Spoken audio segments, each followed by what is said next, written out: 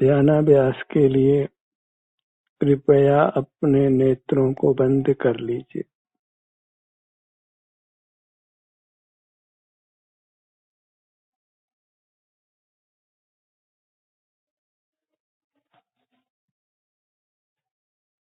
अपना मुख अपनी ओर कीजिए।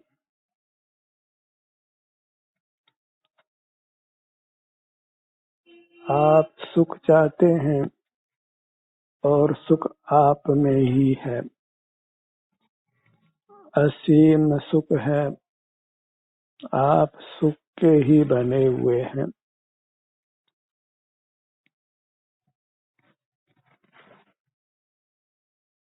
आपका रूप ही परमात्मा का रूप है। जो परमात्मा अमूर्त हो गए हैं, उनकी स्थापना अपने अमूर्त शरीर में कीजिए। अमूर्त परमात्मा की मूर्त पदार्थ में स्थापना योग्य नहीं है।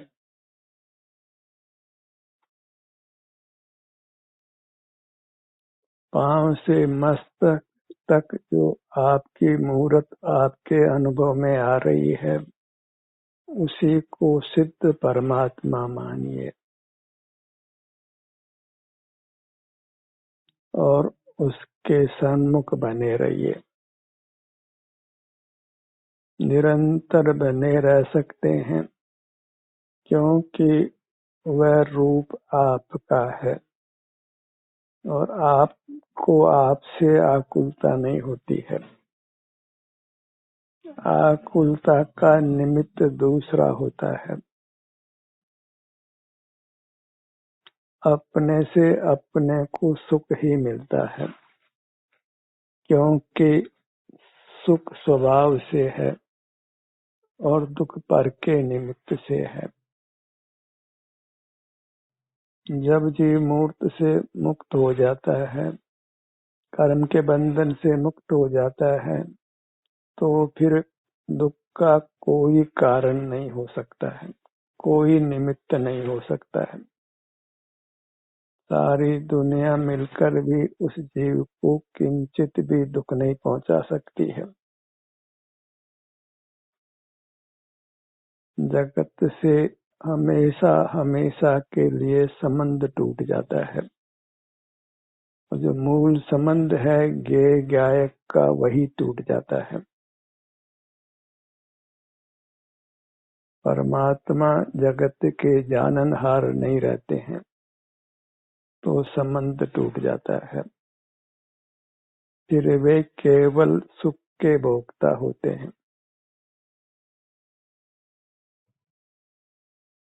मोक्ष मार्ग प्रकट नहीं होने में एक ही कारण है कि हमने परमात्मा को जाननहार माना है, सबको जानने वाला माना है।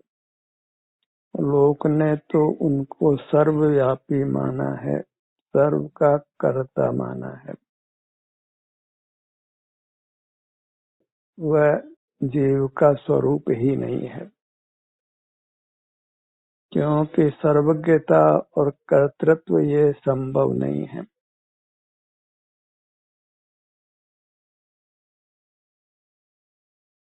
परमात्मा सुख स्वरूप है, उनको सुख का अनुभव होता है और उसी जाति का सुख हमको भी होता है जब हम स्वस्थ होते हैं और बहिर्मुख नहीं होते हैं। निरोग व्यक्ति जब अपने सन्मुख होता है, अपने ध्यान को अपने सिर से पैरों तक लाता है, तो न तो उसे रागादि जनित दुख होता है, न शारीरिक दुख होता है। वह सुख की उत्तम अवस्था है जिसको वह भोगता है। उसी सुख को परमात्मा भोगते हैं।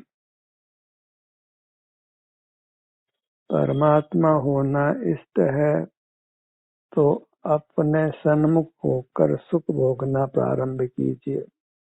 निराकुल रहिए, आनंद भोजी रहिए। इसमें किंचित भी पराधीनता नहीं है। संपूर्ण शांति है। इसी विधि से जीव पूर्व में मुक्त हुए हैं, आज हो रहे हैं और भविष्य में होंगे।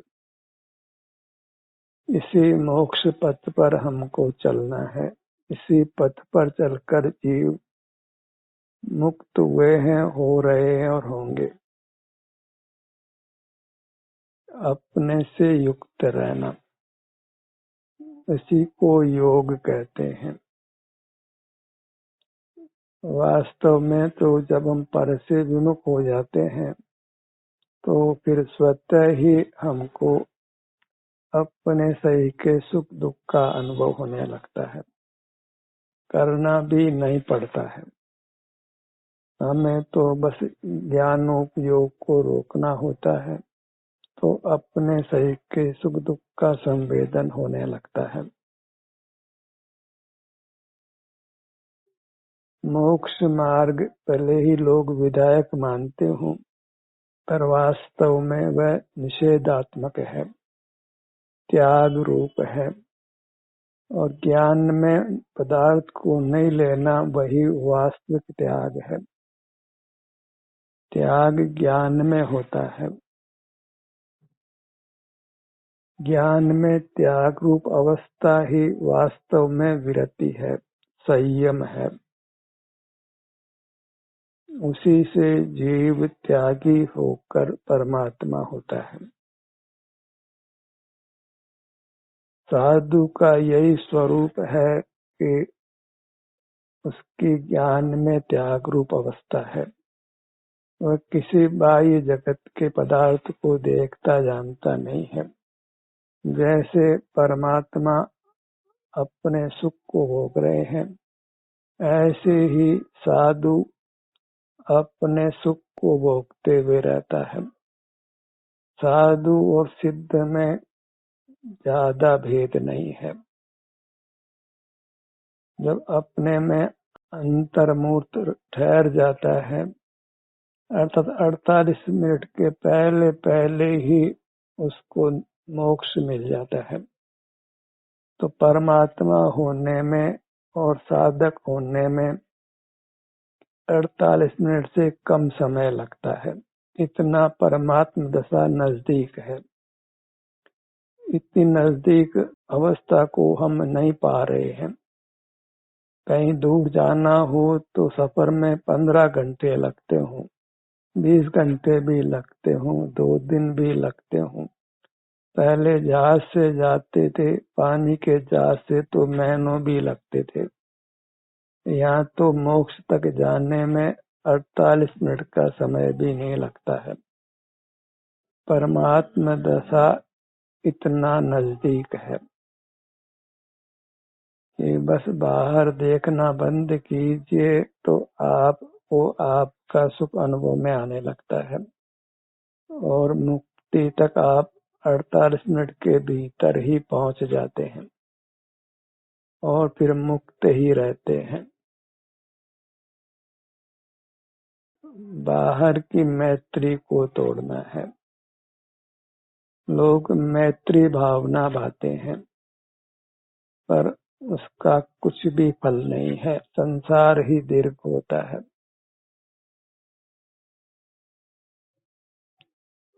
हमें केवल अपने अनुभव रूप रहना है, उसी से हमारी शोभा है। बहिर्मुख रहने से हम निंदे ही होते हैं, शोभा नहीं होकर अशोभनीय ही होते हैं। खुले नेत्रों की मुद्रा अच्छी नहीं है, ये हमको समझ ही नहीं पड़ती है। स्वच्छंदता से ही हम आंखों को खुला रखते हैं, कानों से भी सुनने के लिए तैयार रहते हैं। कोई सूंघने के लिए कहे तो सूंघने को भी तैयार है, चखने के लिए कहे तो चखने के लिए भी तैयार है, और सर्दी गर्मी का तो स्पर्श जानने में आता ही रहता है। कानों से भी स्वतः सुनाई पड़ जाता है, गंध भी स्वतः ही सूंघने में आ जाती है। आंखों से भी स्वतः दिखाई पड़ता है। तो जो सहज बहिर्मुख प्रवृत्ति है उसको विराम नहीं दिया जाए तो संसार का अंत कभी आने वाला नहीं है। ये इंद्रियों के पराधीन जीते हैं तो फिर नाना दुर्घटनाएं जीवन में नियम से घटने वाली है। एक भी व्यक्ति दुर्घटनाओं से दुखों से बच नहीं सकता है। किसी को किसी प्रकार का दुख और किसी को किसी प्रकार का दुख, पर सबको नियम से दुख होने वाला है।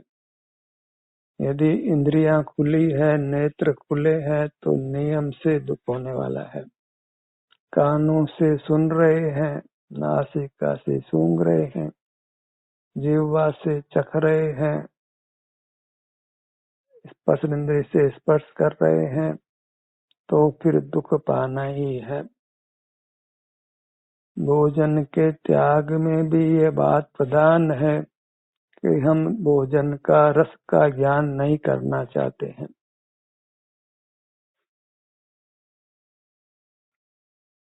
भोजन के रस के ज्ञान का हम त्याग करते हैं। रस के ज्ञान की त्याग रूप अवस्था वह उपवास है। मूर्त पदार्थों के रस को विषय नहीं बनाना, क्योंकि विषय बनाएंगे तो कोई भोजन स्वादिष्ट लगेगा तो उसका अनुराग होगा, कोई स्वादिष्ट नहीं लगेगा तो उसका द्वेष होगा, आपकी वीतरागता खंडित होगी। ज्ञान में त्याग माने ज्ञान का त्याग, वही विरति है। ज्ञान से विरत हो जाना तो आपको आपका अनुभव होता है और फिर परमात्मा बनने का जो मार्ग है वह 48 मिनट से कम है। पर जीव को ज्ञान होने में कुछ विपरीतता ही नहीं लगती है, कुछ कुशीलपना लगता ही नहीं है। बड़े आराम से दिन भर आंखों को खुला रखता है, सुनता भी है, सकता भी है। मौसम ठंडा गर्म है, उसका सुख दुख भी लेता ही है। बाहर में दुर्गंध सुगंध 200 सूंघने में आती ही है। आपका आप अनुभव करे तो इंद्रिय ज्ञान से विरत हो तो वास्तव में वृत्ति हो। मैंने ये प्रतिमा ले ली है या मैंने कुछ व्रतों का पालन करके या कुछ देवशास्त्र की श्रद्धा करके मैं सम्यक दृष्टि हो गया हूँ, प्रतिमाधारी हो गया हूँ, वस्त्र त्याग कर वस्त्र का रूप बदल कर मैं साधु हो गया हूँ, तो यह सब मन के उड़ाने मात्र है। त्याग नाम ज्ञान में त्याग रूप अवस्था, इंद्रिय ज्ञान के त्याग रूप अवस्था वह त्याग है, वह विरति है, वही साधना है जिससे वह साधु होता है। ज्ञान में त्याग को साधना है, वही अभ्यास करना है, उसी को ध्यानाभ्यास संज्ञा है। अपना अनुभव करते हुए रहना तो किसी पदार्थ को नहीं जान रहे हैं, ज्ञान में पूर्ण विरति हो गई। कोई कहे कि ये हम अपने आप का ज्ञान कर रहे हैं तो यह उसका चिंतन ठीक नहीं है, क्योंकि वहाँ वास्तव में अपने सुख दुख का अनुभव संवेदन होता है, उसको ज्ञान नाम नहीं है। तो ज्ञान इंद्रिय ज्ञान रूप है और शारीरिक सुख दुख मूर्त नहीं है, वे जीव के अमूर्त पर्याय हैं।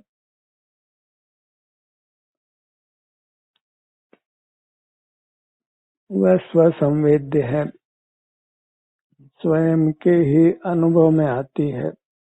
जानना दो के बीच में है और अनुभव एक में है, और मार्ग एक के आश्रित है, उसको एकाग्रता कहते हैं। और जब पर के अग्र है तो वह एक अग्र नहीं होने से अनेकाग्र है। एक के निषेध में अनेक है। जो एक नहीं है, आप नहीं है, वह अनेक है। अनेक शब्द दूसरे तीसरे के लिए है, 2 3 4 संख्या के लिए नहीं है। बस अनेक मानी जो आप नहीं है, वह अनेक है। एक का अभाव वह अनेक है। जहाँ आप नहीं है, पर है, तो उसके अग्र हुआ तो अनेकाग्र हो गया। कोई कहे मैं तो केवल एक दूसरी वस्तु को देख रहा हूँ, एक दीपक की लो को ही देख रहा हूँ, तो मैं एकाग्र हूँ। तो हमको यह कहना है कि वह दीपक की लो को एक संज्ञा नहीं है। एक संज्ञा अपने को है। दीपक की लो के अग्र हुआ तो एकाग्र नहीं हुआ, अनेकाग्र हो गया। कोई पूजा करते हुए कहे कि मैं एकाग्र हूँ, स्वाध्याय करते हुए कहे कि मैं एकाग्र हूँ। भगवान की प्रतिमा को ही एक टक देख रहा हूँ तो मैं एकाग्र हूँ। भगवान की प्रतिमा की ही कल्पना करके उसको देख रहा हूँ, मैं एकाग्र हूँ। तो यही कहना है कि एक अपने लिए है। मैं को मैं एक हूँ और दूसरे अनेक हैं। एक का जहाँ अभाव है वह अनेक है। किसी व्यक्ति के चेहरे पर ध्यान एकाग्र कर रहे हैं, किसी साधु संत के चेहरे पर, भगवान के चेहरे पर, तो आप अनेकाग्र हैं। और अनेकाग्रता वह संसार मार्ग है। आप दीपक की लो का ध्यान कर रहे हैं कि अपने ललाट पर भी किसी रोशनी का ध्यान कर रहे हैं, रोशनी कल्पित कर रहे हैं, तो वह अनेकाग्रता हो गई। क्योंकि जीव में रोशनी का अभाव है। रोशनी पुद्गल की पर्याय है, पुद्गल की कल्पना वह अनेकाग्रता है। केवल अपनी मूर्त को चेत्य संज्ञा है, क्यों इसी को ही चेत सकते हैं। जो भगवान की प्रतिमा हमने स्थापित की है मूर्त, उसको वास्तव में चेत्य संज्ञा नहीं है, क्योंकि उसका चेतना अर्थात अनुभव करना संभव नहीं है। आप ही अकृत्रिम भी है और चैत्य भी है। अनादि से होने से अकृत्रिम है और संवेद्य होने से चैत्य है। चैत्य नाम प्रतिमा का है। भगवान की प्रतिमा को चैत्य कहते हैं। सिर से पांव तक जो ये अपना अमूर्त शरीर है, यही वास्तव में चैत्य है। एक ही चैत्य होता है, अनेक चैत्य नहीं हो सकते हैं, क्योंकि अनेक पर का नाम है और पर का चेतना संभव नहीं है, पर का संवेदन नहीं हो सकता है। एक ही परमात्मा लोक में जानो, वह अपनी चिन्ह मूर्त है, वही चैत्य है, प्रतिमा है, इसी का चेतना संभव है।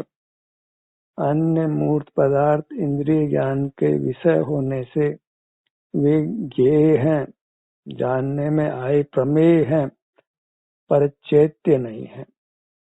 और आराधना हमको चैत्य की करनी है, न कि ज्ञेय की करनी है।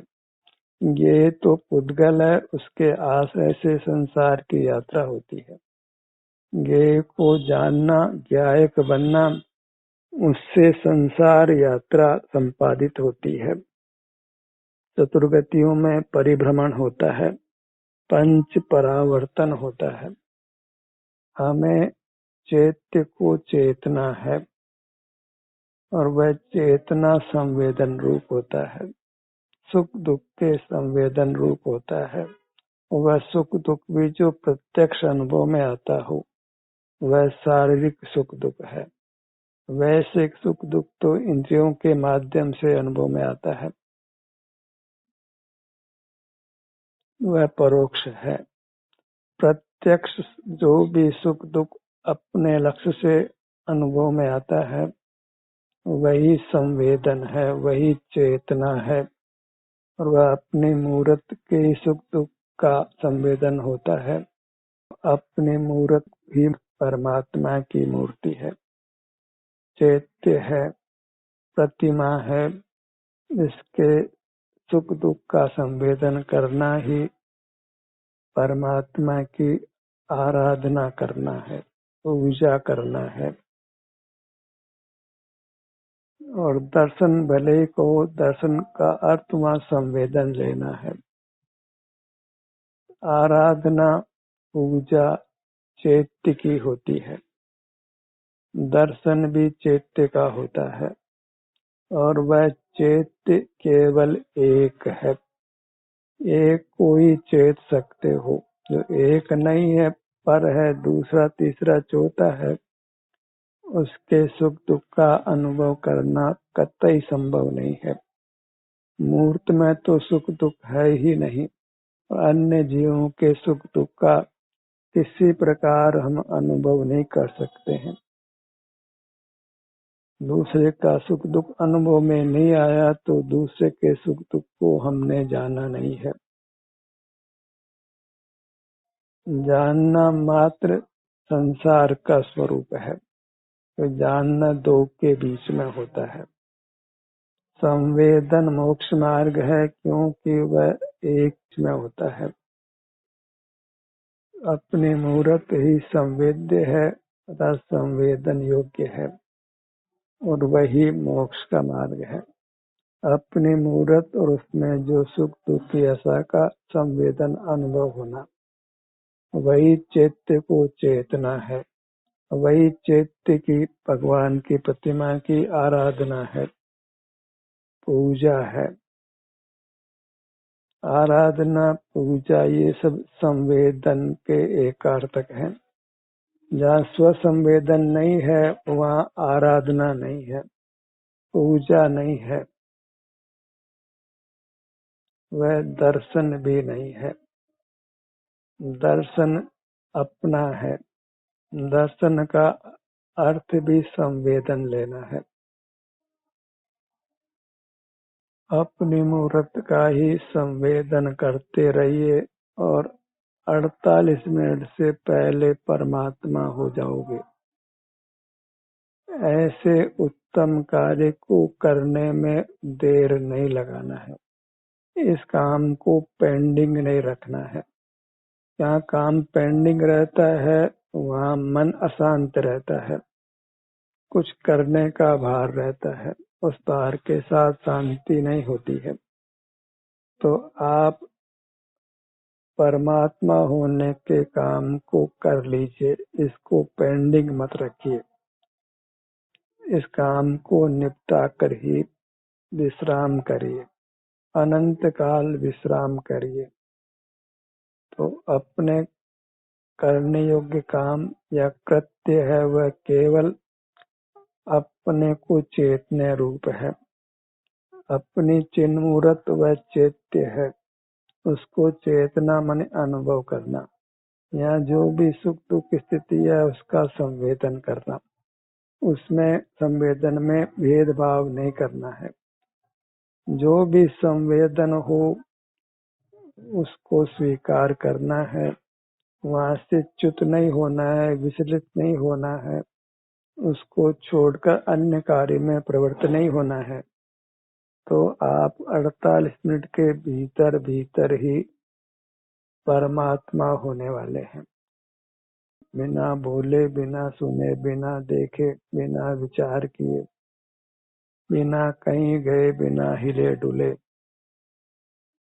बिना कुछ खाए पिए, बिना किसी वेश को अंगीकार किए आप ठहरिए तो अपने चैत्य को चेतिए तो, और आप ये चेतते हुए रहते हैं तो आपको निश्चित 48 मिनट के भीतर परमात्मा हो जाना है, और इसमें उत्तरोत्तर सुख बढ़ता हुआ अनुभव में आता है। काम इतना ही है कि अपने अग्र रहना है, एकाग्र रहना है।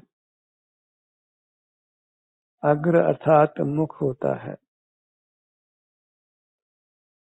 मुख अपनी होना अर्थात अपना संवेदन होना, अपने शारीरिक सुख दुख का अनुभव होना, वही एकाग्रता है। वही मोक्ष का उत्तम पथ है जिस पर हमने चलना है। इसी पथ पर चलकर परमात्मा मुक्त हुए हैं। यही तीर्थ है, उसी मार्ग पर हमको चलना है।